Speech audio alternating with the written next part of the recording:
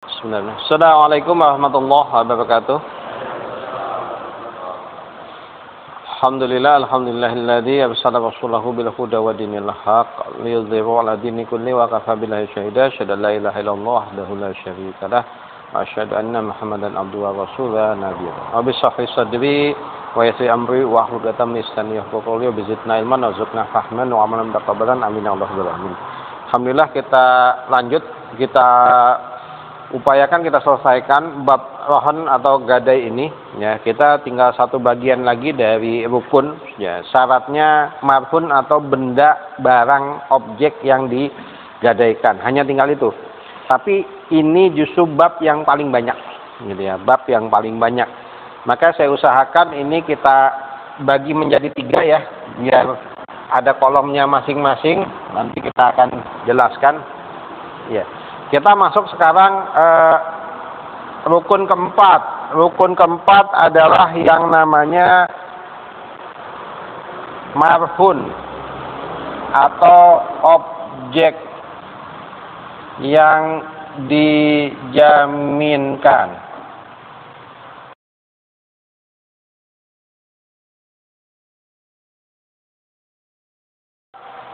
Harta yang ditahan oleh murtahin ya. Istilah ini kita sudah bahas kemarin ya. Murtahin adalah orang yang menerima gadai gitu ya, untuk mendapatkan pemenuhan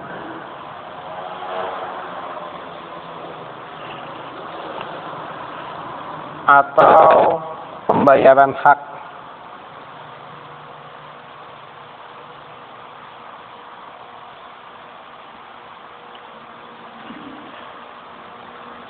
yang menjadi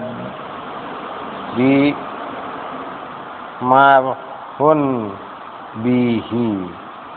Oke ya. Ini secara definisi. Jadi marhun adalah harta yang ditahan oleh murtahin. Kita bilang objek yang dijaminkan, objek gadai.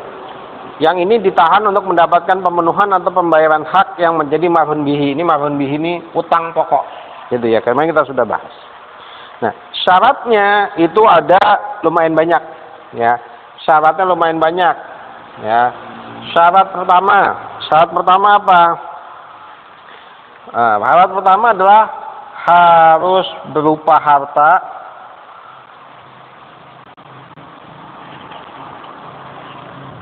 yang memungkinkan dijual. Ya. Ya. Syarat pertama harus berupa harta yang memungkinkan dijual. Harta yang nggak bisa dijual, harta yang nggak mungkin dijual, maka itu nggak bisa menjadi jaminan, nggak bisa menjadi benda yang digadaikan. Nah. Yang kedua,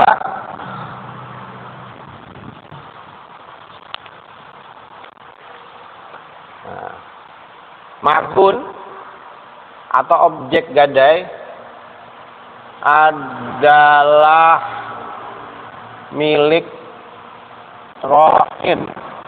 Rohin ini orang yang menggadaikan.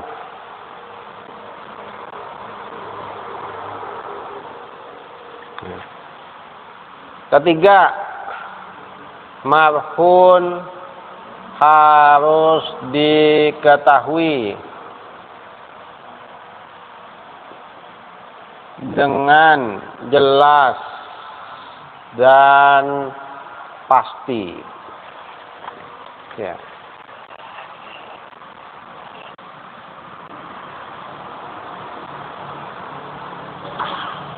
Keempat, marhun harus mufawwad atau terpisah dari yang tidak dijaminkan.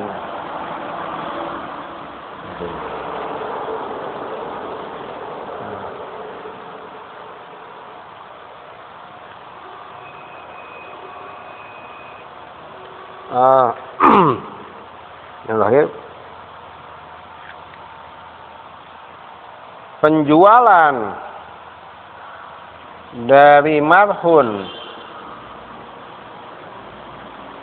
yang tidak jelas keberadaan pemiliknya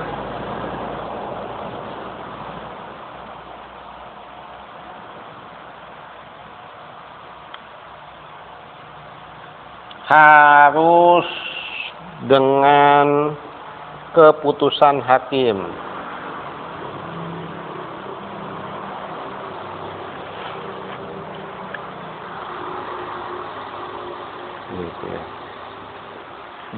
Oke, ini bahasan kita. Ini adalah rukun nomor 4. Kemarin kita bahas rukun kita ada 4, bisa juga dihitung 5. Kalau yang pertama kita bagi 2. Rukun pertama adalah aqdain, 2 orang yang melakukan akad. Ada yang namanya rohin, orang yang menggadaikan. Ada yang namanya murtahin, orang yang menerima barang gadai. Yang kedua ada sigot, akad atau ijab kabul. Yang ketiga ada yang namanya, kemarin kita sudah bahas, marhun bihi atau utang pokok. Yang utang pokok itu secara bentuk cuma memungkinkan 3. Yang 2 adalah utang piutang uang, yang 1 utang piutang dagang, utang piutang jual beli, kan gitu ya, bentuknya seperti itu. Nah, justru yang menjadi penting adalah bahasan mengenai objek yang dijaminkan. Kenapa? Karena kalau hutangnya biasanya sudah selesai urusannya. Ya, utang uang itu sudah selesai, nggak ada eksesnya. Tapi ketika bicara barang yang dijaminkan, ini banyak macam-macamnya.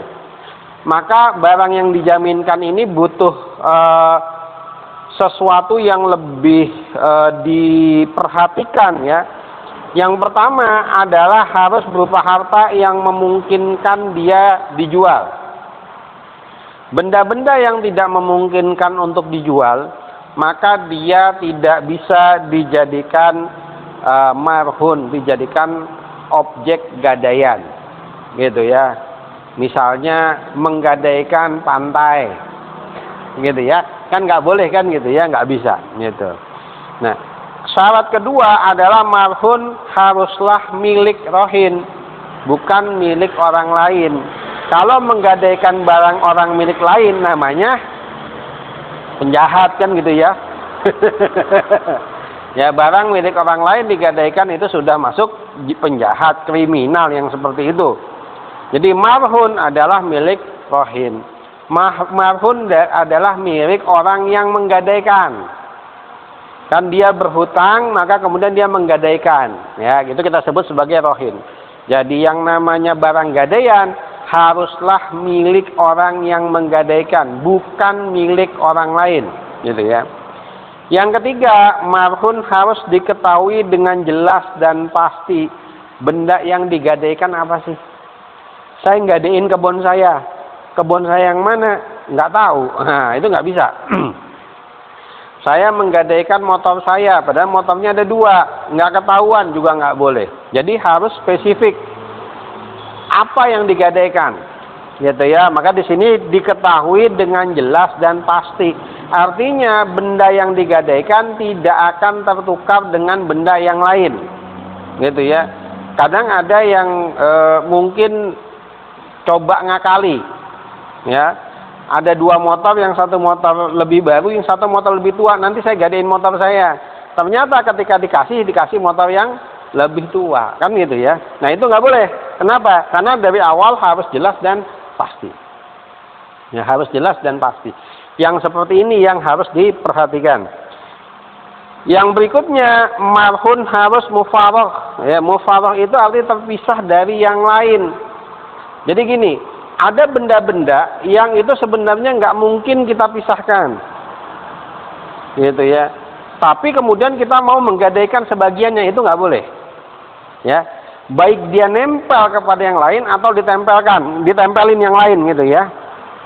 Jadi ada istilahnya kalau mufarok itu ditempeli yang lain, ada namanya muhawas itu dia nempel kepada yang lain. Contohnya misalnya saya mau menggadaikan ban motor, kan nggak bisa, itu nempel kepada yang lain menjadi bagian gitu ya. Nggak ada nilainya kan akhirnya kan gitu ya, nggak ada nilainya. Ini sekedar contoh aja gitu ya. Atau misalnya saya mau menggadaikan kebun tapi buahnya nggak termasuk, juga nggak bisa kita pisahkan kan begitu ya.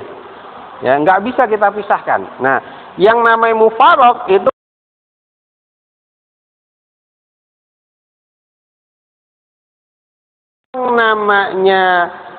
namanya objek yang marhun ini diberikan kepada murtahin, harus dipegang murtahin.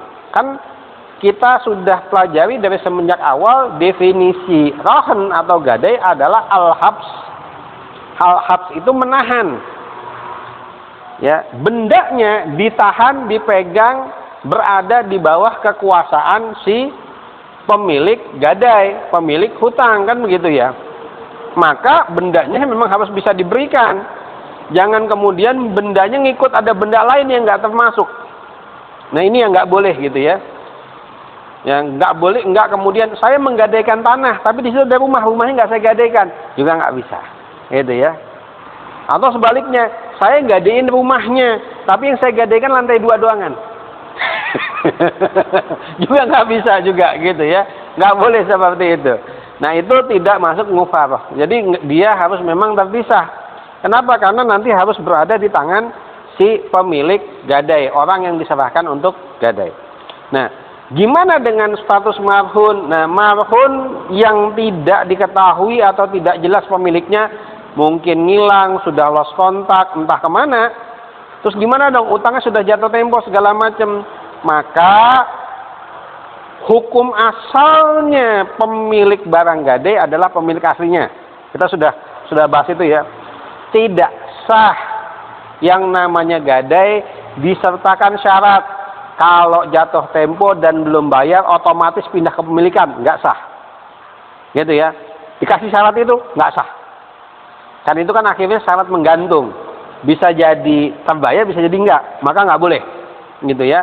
Tidak sah diberikan syarat otomatis pindah kepemilikan, nggak sah. Nah, maka kalaupun sudah jatuh tempo, pemilik nggak bisa dihubungi, nggak bisa dikontak, tidak bisa diketahui keberadaannya, maka untuk menjualnya itu harus dibawa dulu ke pengadilan dengan keputusan hakim.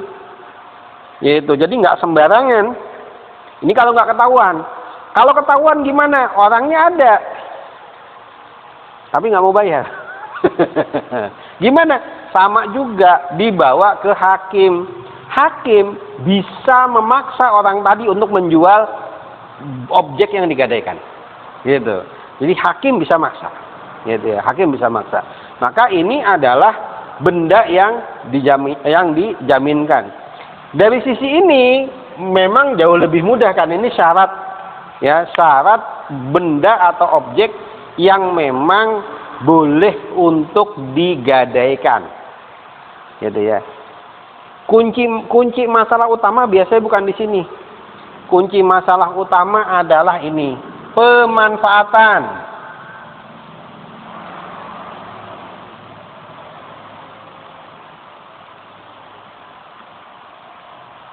Oke ya. Nah, ini selalu yang menjadi pertanyaan, betul nggak? Pemanfaatan barang yang digadaikan. Ya, pemanfaatan barang yang digadaikan. Maka pemanfaatan barang yang digadaikan hanya mungkin oleh 3 pihak. Kita akan bahas satu-satu. Pihak pertama adalah yang namanya memungkinkan dimanfaatkan oleh marhun yang megang. Oleh murtahin. Marhun itu benda gadainya dimanfaatkan oleh murtahin. Orang yang megang gadaian, orang yang nerima barang gadaian. Kemungkinan pertama. Kemungkinan kedua, dimanfaatkan oleh rohin. Orang yang menggadaikan, pemilik aslinya itu barang. atau memungkinkan digunakan oleh pihak ketiga. Kan cuma 3 memungkinkan itu ya. Maka para ulama ini memisahkan hukumnya di antara ketiga kemungkinan tadi. Maka pemanfaatan barang gadai kita pisahkan dari 3 sudut pandang tadi. Yang pertama adalah pemanfaatan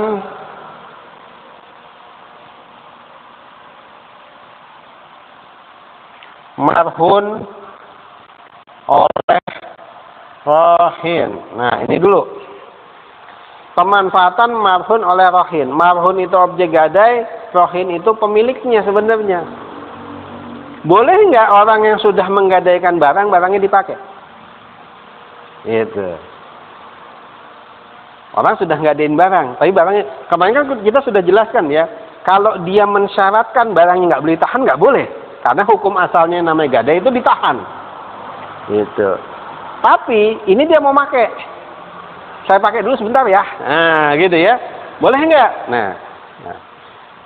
Jawabannya boleh dengan syarat.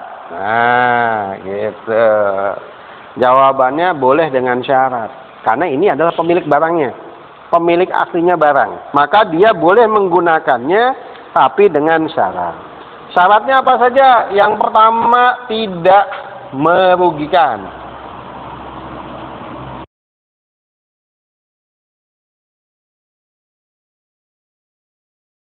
Murtahin. Ya.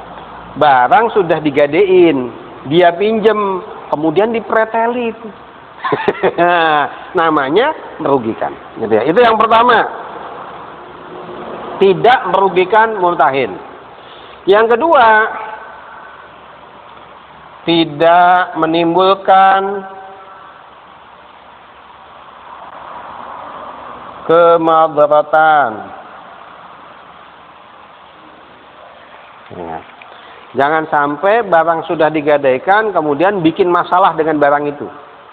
Gitu ya. Barang ini sudah digadaikan, posisinya harusnya dipegang, gitu ya. Nah, kenapa? Karena harus izin kepada murtahin. Nah, gitu ya. Jadi barang yang digadaikan boleh nggak dimanfaatkan oleh pemilik aslinya?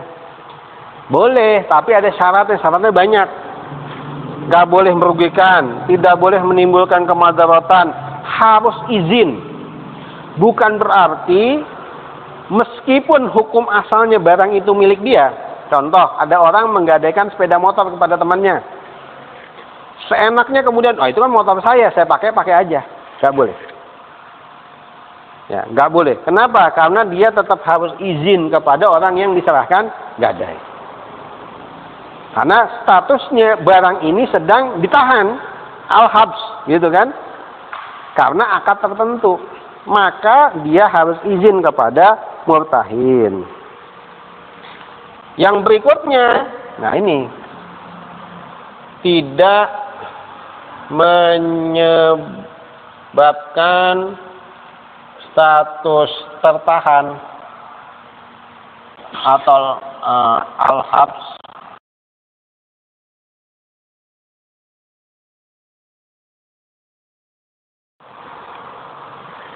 ya. Jadi yang namanya barang gadai itu hukum asal ditahan oleh si pemegang gadai, penerima gadai, gitu ya. Maka ketika dipinjam nggak boleh sampai status tertahannya hilang, gitu. Saya ngadain motor 10 bulan, baru bulan pertama saya pinjam 9 bulan ke depan. Nggak benar itu namanya, gitu ya. Nggak benar kalau seperti itu, nggak boleh, gitu ya. Artinya kalaupun dia minjam itu jangka pendek, bukan kemudian menyebabkan status tertahannya itu hilang. Ya, ini kan akal-akalan akhirnya. Ya, menggadaikan 10 bulan tapi dipegang sama yang digadaikan cuma sebulan doangan. Sisanya bolak-balik dipinjam. Udahlah capek daripada bolak-balik pinjam, kasihin aja kamu pegang. Nggak boleh yang seperti itu malah, gitu ya. mendingan nggak usah ada yang digadaikan sekalian. Itu lebih benar gitu ya. Daripada menggadaikan tapi kemudian memperlakukannya sudah punya akad tapi caranya salah. Gitu ya. Nah, di sini ada catatan.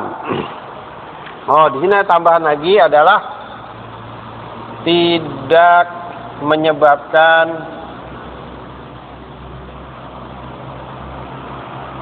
marhun berkurang nilainya.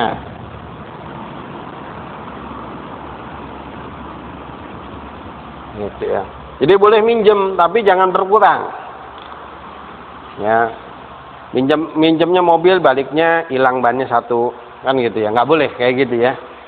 Jadi tidak menyebabkan marhun berkurang nilainya. Berkurang nilainya dari semua sisi, entah dari kuantitas, dari kualitas ataupun yang lainnya. Kenapa? Karena yang digadaikan itu kan karena dia punya nilai.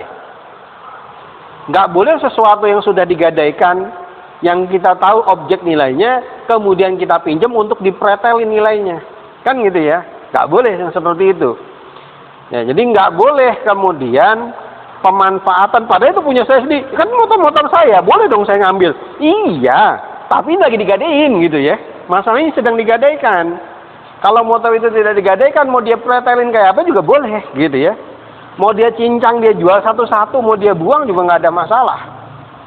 Tapi karena ini statusnya barang sedang dalam kondisi digadaikan, maka tidak boleh kemudian nilainya diacak-acak.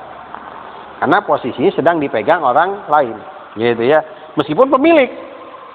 Jadi nggak serta-merta pemilik barang yang sedang digadaikan kemudian boleh semaunya. Nggak, gitu ya. Maka di sini kemudian ulama memberikan catatan. Apa catatannya? Di sini dikatakan jangan sampai rohin dan murtahin tidak sepakat atau tidak saling mengizinkan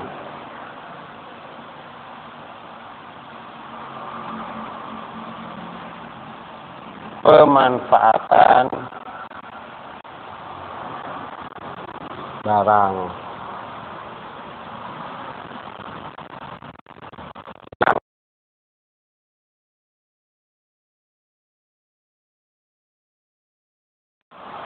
Atau marhun. Oke. Nah, ini dikasih catatan. Kenapa? Karena yang namanya benda itu memungkinkan untuk dimanfaatkan. Benda yang sedang digadaikan hanya memungkinkan itu dipakai kalau antara pemilik aslinya dan pemegang gadainya itu ada sepakat, saling mengizinkan satu sama lain, gitu ya. Jangan sampai ini nggak ada sepakat. Kenapa? Karena para ulama sudah bersepakat barang yang nggak dimanfaatkan, barang yang disia-siakan, barang yang terbengkalai itu hukumnya haram. Gitu ya. Benda ini punya manfaat, tapi nggak dimanfaatkan karena nggak sepakat tadi, ya kan?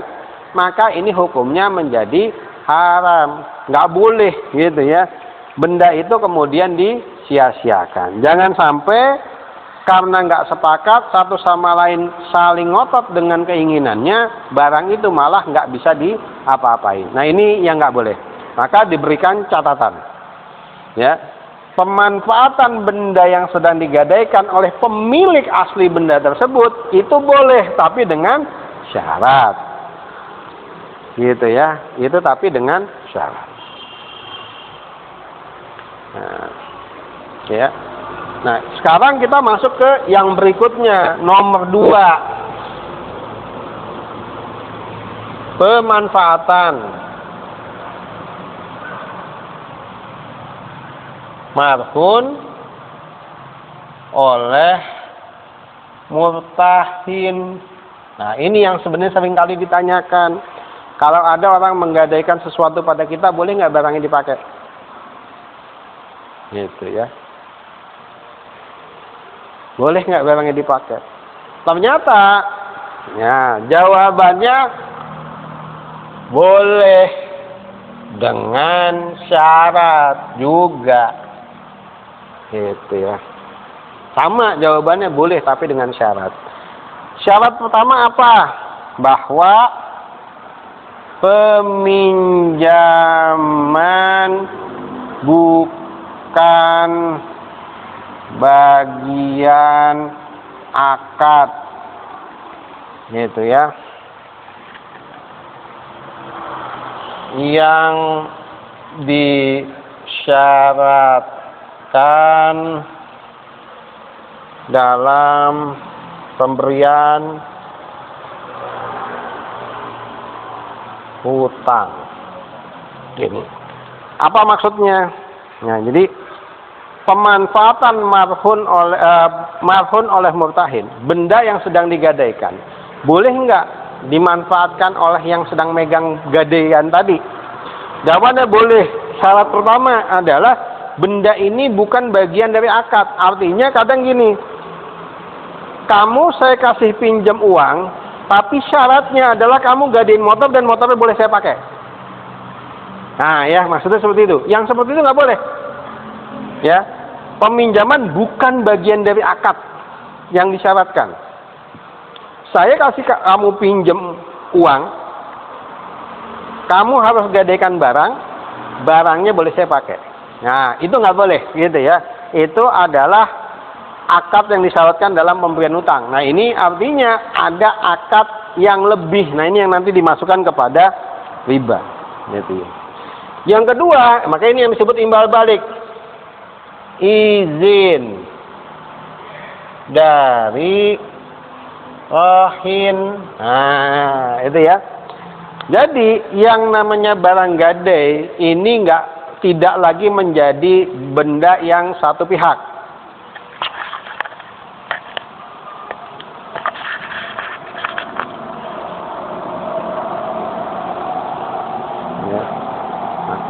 Ya. Tidak lagi menjadi benda yang satu pihak.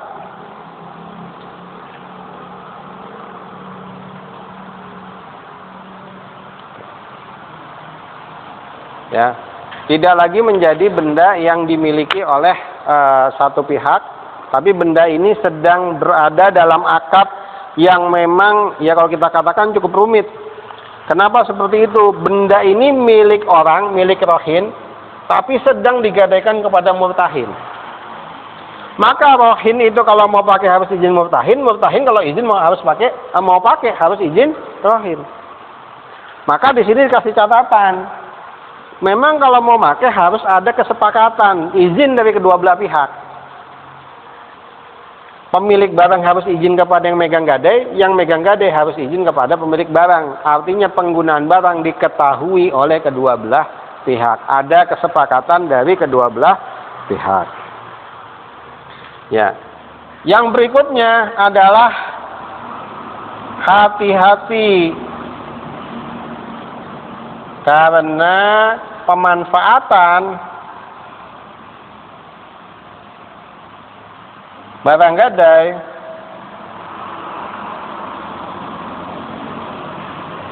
ada yang mengkategorikan sebagai riba.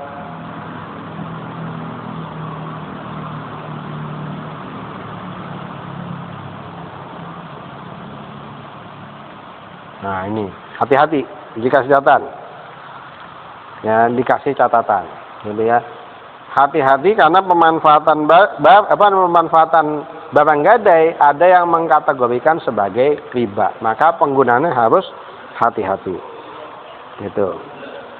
Nah, di sini ada catatan juga dikatakan jika rohin tidak mau memberikan biaya perawatan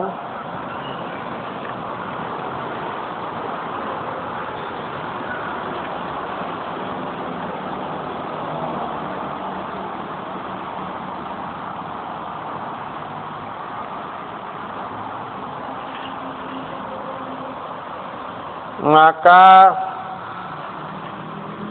boleh dimanfaatkan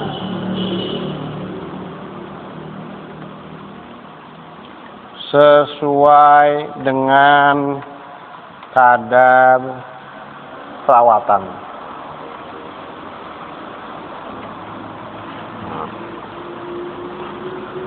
Ya. Apa contohnya? Misalnya gini, ada yang menggadaikan rumah. Kan bagaimanapun rumah tetap ada biaya perawatan. Rumput harus dipotong, mesti dibersihkan, kan gitu ya. Bayar listrik dan lain-lain, kan gitu ya. Tapi yang punya nggak mau keluar uang. Gimana? Itu boleh dipakai. Makainya sebatas untuk nutupin biaya perawatan, artinya kompensasi. Gitu ya. Ini ada ketentuan seperti ini ya. Kompensasi dia itu biaya perawatan. Gitu ya. Jadi kalau nggak mau ngasih biaya perawatan, boleh dimanfaatkan sesuai dengan biaya perawatan. Artinya biaya yang dia keluarkan untuk perawatan rumah itu dikompensasikan dengan dia menggunakan atau memanfaatkan tadi. Atau kadang dicontohkan misalnya dengan hewan, misalnya ada zaman dulu mungkin ada yang menggadaikan hewan ternak, nggadain sapi. Tapi kan harusnya namanya perawatan sapi yang tanggung kan si pemiliknya. Ngasih makan, bersihin dan lain sebagainya. Tapi nggak mau diurus. Terus bagaimana? Maka ya dikasih makan dan lain-lain tetap susunya boleh diambil. Kan gitu ya. Sesuai dengan kadar perawatan yang dibutuhkan. Jadi manfaatnya diambil sesuai dengan kadar perawatan. Gitu ya. Itu yang bisa dilakukan. Ya. Di sini lanjutnya adalah tidak boleh menggabungkan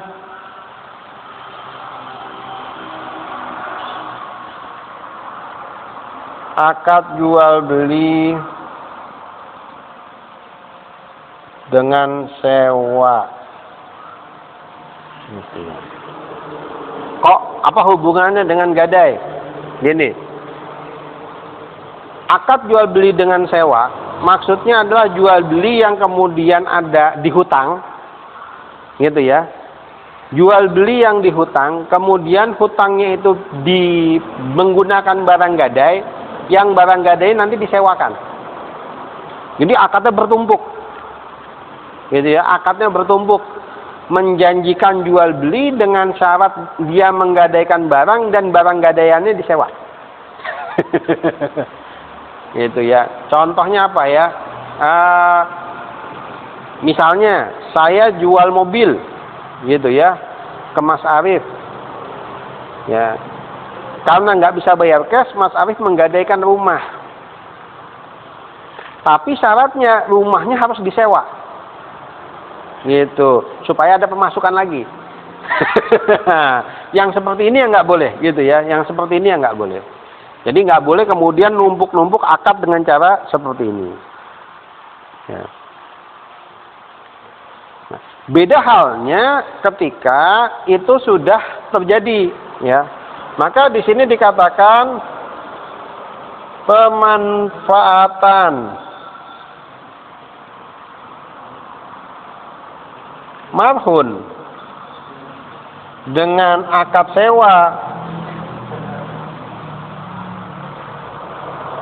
yang terpisah ini boleh, gitu ya. Jadi sudah digadein, kemudian mau dipakai, gitu ya. Ini boleh, gitu ya. Nah, ada orang ini akadnya akad piutang, menggadaikan rumah, daripada rumahnya kosong saya sewa deh sekalian rumahnya biar saya manfaatkan. Ini malah boleh, ya, karena tidak jadi syarat di depan, gitu ya. Sudah clear, sudah digadaikan, nah kemudian bikin kesepakatan baru, itu nggak ada masalah, gitu ya.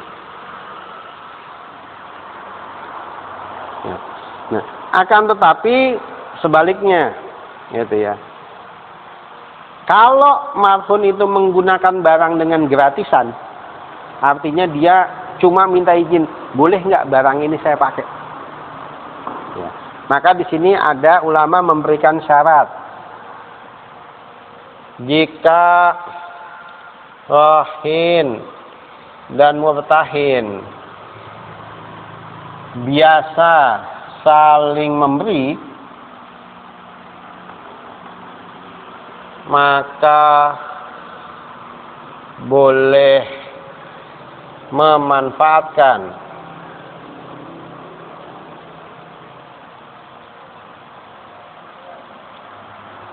marhun secara cuma-cuma alias gratis. Ya, begini syaratnya. Artinya kalau barang yang dipinjem, barang yang digadaikan, itu mau dipakai oleh yang megang gadai, ini yang syaratnya. Ya, maka ini harus hati-hati karena manfaatin barang yang digadai itu bisa jadi riba, kecuali memenuhi syarat-syarat yang ada. Kalau disewa boleh. Kalau gratis syaratnya tadi, memang udah biasa, sudah biasa saling memberi. Jadi ibaratnya ini tidak dikategorikan sebagai syarat utang piutang, tidak dikategorikan sebagai syarat gadai karena udah biasa aja gitu ya. Pakai silakan, ngasih silakan gitu ya. Jadi ini adalah bagaimana mengelola barang sehingga bisa tetap termanfaatkan, tidak menjadi sia-sia gitu ya. Nah ini yang terakhir. Nah, ini nomor 3. Namanya pentasarufan marhun. Tasarruf itu artinya marhun itu dikelola, diserahkan pada pihak ketiga, dimanfaatkan pada pihak ketiga gitu ya. Itu kita sebut ditasarrufkan gitu ya. Kita kelola lah, entah disewain, entah dipinjamkan gitu ya. Ya. Nah itu juga boleh dengan syarat.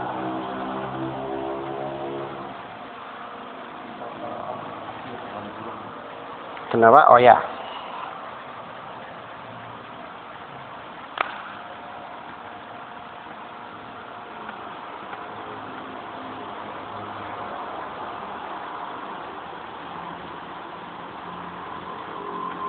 Ya, boleh dengan syarat. Syaratnya apa? Yang pertama adalah segala bentuk pengelolaan tidak boleh menghilangkan sifat al-habs gitu ya. Apa yang tidak boleh? Contoh yang menghilangkan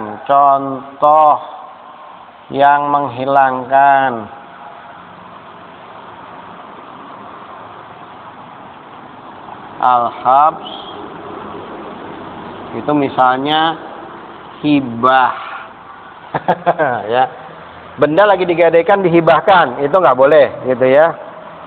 Atau jual juga nggak boleh, atau wakaf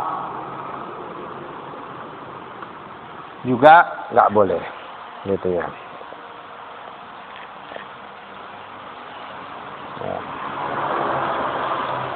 Sehingga ketentuan berikutnya pengelolaan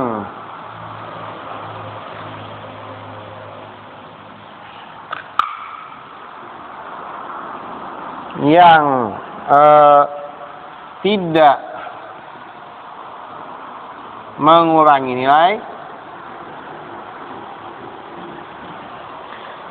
mengurangi nilai, yaitu seperti sewa, artinya disewakan kepada pihak ketiga, itu diperbolehkan dengan kesepakatan atau izin kedua pihak.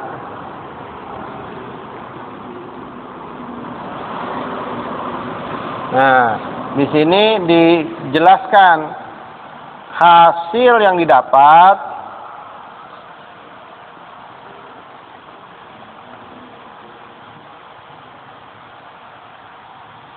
hukum asalnya milik rohin, itu milik si pemilik barang.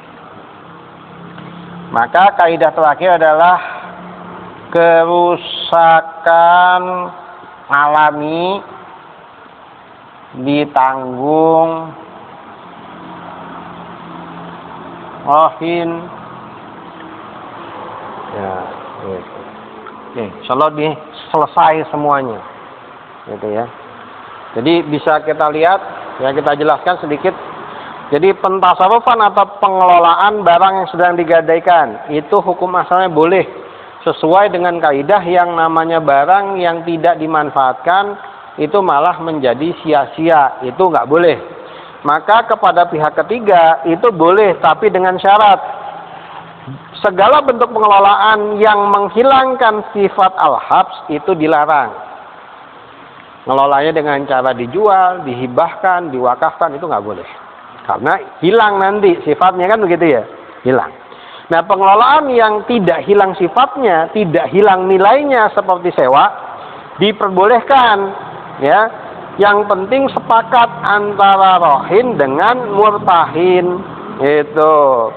Dan hasil yang didapat milik rohin karena milik si pemilik barang, hukum asal seperti itu.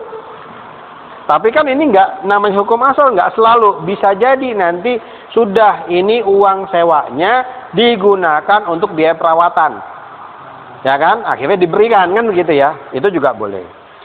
Nah, kerusakan yang secara alami yang nanggung adalah pemilik barang. Nggak adain rumah, ternyata rumahnya kemudian kena angin, gentengnya hilang. Ya itu sudah yang punya barang, gitu ya. Beda kecuali ada yang merusakan, kan beda ya. Kalau namanya ada yang ngerusakin, namanya merusakan, kan dia yang tanggung jawab. Gitu. Tapi hukum asalnya kerusakan yang alami itu semua ditanggung oleh si pemilik barang. Nah, ya ini kaidah, gitu ya. Ini kaidah.